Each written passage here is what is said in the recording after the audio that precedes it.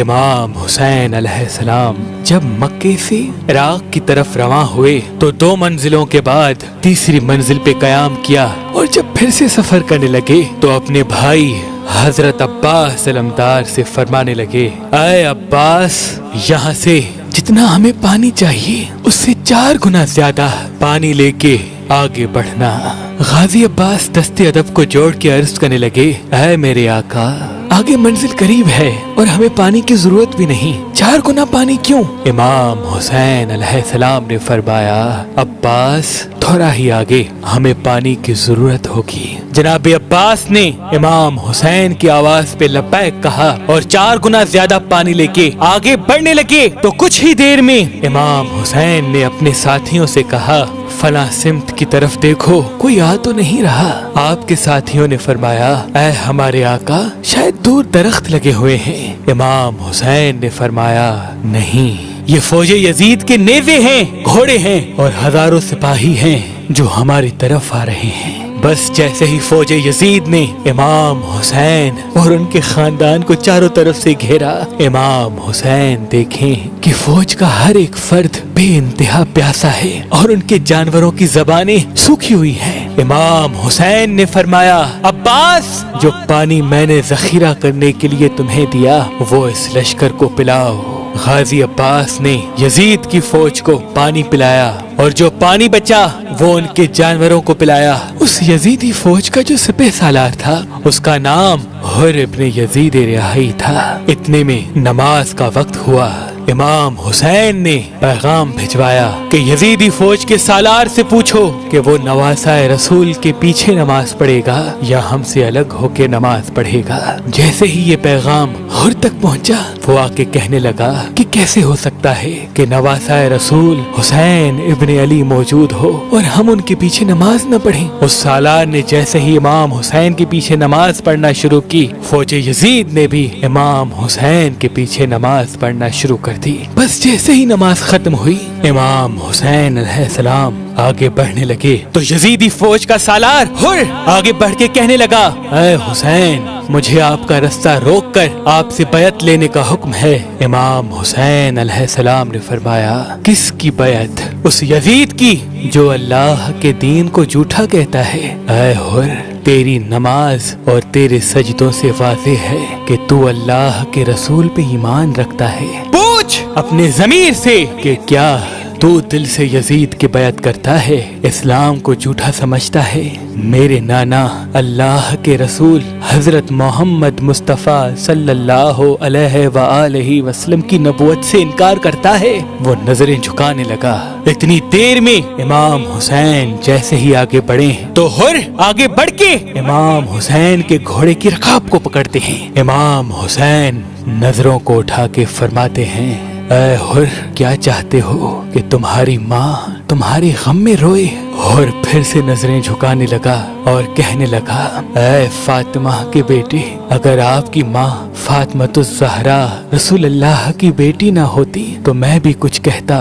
امام حسین نے حر کی نگاہوں کو دیکھا کہ اس کے دل میں آل رسول کا عشق ہے۔ پھر آپ فرمانے لگے، اے حر، ہمارے ساتھ چلو، ہم اپنی منزل پہ خود رکیں گے۔ اور کی اتنی مجال نہ تھی کہ امام حسین کو کچھ کہہ سکے، اور یوں امام حسین اور ان کا خاندان اور پیچھے پیچھے فوج یزید چلتے چلتے ایک جگہ آ کے رک گئے۔ امام حسین نے چاروں طرف دیکھا، جناب عباس سے فرمایا، عباس جاؤ پوچھو اس زمین کو کیا کہتے ہیں۔ لوگوں نے کہا، نینوا کہتے ہیں، ماریا کہتے ہیں۔ ایک بوڑھا آگے یہ فرمانے لگا کہ اس قافلے کو کہو کہ یہاں سے چلا جائے، کیونکہ اس زمین کو کرب و بلا کہتے ہیں، یہ زمین مصیبتوں کی زمین ہے۔ امام حسین علیہ السلام نے فرمایا، اس زمین کا مالک کون ہے؟ آس پاس کے لوگ جو اس زمین سے تعلق رکھتے ہیں آنے لگے۔ پھر بنی اسد کے لوگوں سے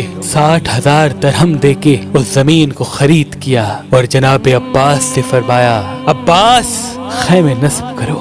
یہ خبر جب یزید اور ابن مرجانہ تک پہنچی کہ ہماری فوج کا سالار حر امام حسین کے ساتھ ادب سے چل رہا ہے، یہ کیسے اس کو قتل کرے گا، تو عمر بن سعد اور شمر سے کہا کہ جاؤ، ہزاروں کی فوج فوج لیके حسین کو چاروں طرف سے گھیر لو اور ہر کو اپنے عہدے سے ختم کر دو، مجھے حسین کا سر چاہیے۔ تاریخ نے لکھا اس فوج نے آتے ہی سب سے پہلا حکم نافذ کیا کہ آل رسول کے خیام نہر سے ہٹائے جائیں۔ غازی عباس نے جلال دکھایا، امام حسین نے فرمایا عباس صبر کر، میرے نانا نے مجھے پہلے ہی بتایا تھا کہ ہمارے خون سے اسلام بچے گا۔ دنیا نے رسول اللہ کے خاندان کی شجاعت تو دیکھی ہے، اب رسول اللہ کے خاندان کا صبر دیکھے گی۔ نہر سے خیام کو ہٹایا گیا اور 7 محرم کو امام حسین کا پانی بند کیا گیا۔ جیسے ہی 7 محرم سے 8 محرم 9 محرم تک حضرت حر نے دیکھا کہ سب سے پہلے رسول کے نواسے کا رستہ میں نے روکا ہے، کیا منہ دکھاؤں گا اللہ کے رسول کو، کیا منہ دکھاؤں گا ان کی بیٹی کو جب روز محشر اللہ مجھ سے سوال کرے گا، حسین کے قاتلوں میں میرا نام آئے گا۔ اور جناب حر اپنے خیمے میں سنتے ہیں کہ امام حسین کے خیام سے معصوم بچے ہائے پیاس ہائے پیاس اللہ تش کی صدائیں بلند کر رہے ہیں۔ جناب حر اپنے سر کو پیٹتا ہے اور چیخ کے روتا ہے کہ اے اللہ مجھے معاف کرنا۔ بس جیسے ہی 10 محرم کا سورج طلوع ہوتا ہے اپنے بیٹے سے کہتا ہے کہ میرے ہاتھ کو رسیوں سے باندھ اور مجھے میرے آقا حسین کی خدمت میں لے کے چل۔ امام حسین علیہ السلام کے قدموں میں بیٹھ کے جناب حر فرماتے ہیں اے نواسہ رسول، اس غلام کو معاف کرنا، میں آپ کے قدموں پہ قربان ہونا چاہتا ہوں، میں آپ کے قاتلوں میں شامل ہونا نہیں چاہتا۔ امام حسین علیہ السلام نے جناب حر کو دیکھ کے فرمایا اے حر، رہتی دنیا تک میرے چاہنے والے تجھے سلام کریں گے کہ تو دنیا کی دولت کو ٹھکرا کے رسول اللہ کی شفاعت پانے کو چلا ہے۔ اے حر چلا جا، میں نے تمہیں معاف کیا۔ جناب حر رو کے کہتے ہیں میں آپ کے قدموں پہ قربان ہونا چاہتا ہوں۔ جیسے ہی جناب حر کو اجازت ملی، آپ کا بیٹا کہنے لگا اے میرے بابا، یہ مجھ سے برداشت نہیں کہ میں زندہ رہوں اور میرا بابا میرے سامنے شہید ہو جائے، پہلے اجازت مجھے دیجیے کہ میں میدان میں جاؤں۔ جیسے ہی جناب حر کے بیٹے کو اجازت ملی، آپ میدان میں گئے اور شیر کی طرح حملہ کیا۔ فوج یزید حیرت سے پوچھنے لگی کہاں یہ لاکھوں کی فوج اور کہاں یہ معمولی سا بچہ، کیوں مرنے کے لیے آئے ہو؟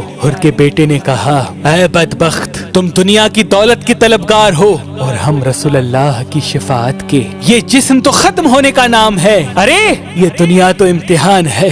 روز محشر کو دیکھو، اس دن کی فکر کرو جب اللہ کی عدالت لگے گی۔ بس یزیدی فوج نے حملہ کیا اور کافی دیر جناب حر کا شہزادہ لڑتے لڑتے جب زخموں کی تاب نہ لا سکا، زمین کربلا گرا۔ جناب حر اپنے بیٹے کو دیکھ کے میدان کی طرف دوڑتے ہیں۔ جیسے ہی اپنی بیٹے کی لاش کو آئے تو دیکھے امام حسین علیہ السلام حر کے بیٹے کے سر کو اپنی گود میں رکھ کے پیار کر رہے ہیں۔ جناب حر زمین پہ بیٹھ گئے اور فرمانے لگے اے ہمارے آقا، یہ غلام زادہ ہے۔ امام حسین نے فرمایا اے حر، اولاد کا زخم دنیا کا سب سے بڑا زخم ہوتا ہے، کبھی کسی باپ کو جوان بیٹے کا لاش اٹھانا نہ پڑے۔ اے حر تو تکلیف نہ کر، تیرے بیٹے کی لاش ہم اٹھائیں گے۔ بس جناب حر بھی میدان میں آ کے شیر کی طرح کہنے لگے اے ظالموں، دیکھو میں تمہاری فوج کا سالار تھا، لیکن میرا ضمیر مجھ سے جھنجھوڑ کے کہنے لگا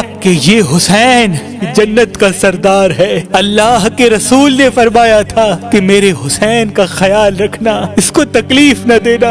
اے لوگو، یہ رسول اللہ کا خاندان ہے، اے لوگو ان کی رگوں میں رسول اللہ کا خون بہتا ہے، کیوں اپنے مقدر میں دوزخ کو لکھتے ہو؟ خدا کی قسم، یزید کی دولت، یزید کی طاقت اللہ کی طاقت کے سامنے کچھ بھی نہیں۔ اتنے میں شمر اور عمر بن سعد کہنے لگے کہ کہیں یہ ہماری فوج کو باغی نہ کر دے، جاؤ حملہ کرو، اور چاروں طرف سے جناب حر کو گھیر لیا۔ جناب حر شیر کی طرح فوج یزید کو فنار کرتے رہے اور بالآخر فوج یزید نے تیروں کی بارش جناب حر پہ کر دی اور یوں 250 کا لشکر اکٹھا ہو کے جناب حر پہ ٹوٹ پڑا۔ بس ایک طرف تیروں کا لگنا تھا، دوسری طرف اس فوج کا حملہ تھا۔ جناب حر زمین کربلا کو آئے اور امام حسین علیہ السلام کو آخری سلام پیش کرنے لگے۔ امام حسین علیہ السلام جناب حر کی لاش کو آتے ہیں، دیکھیں جناب حر کی گردن سے خون بہ رہا ہے، اپنا رومال نکالتے ہیں اور اور فرماتے ہیں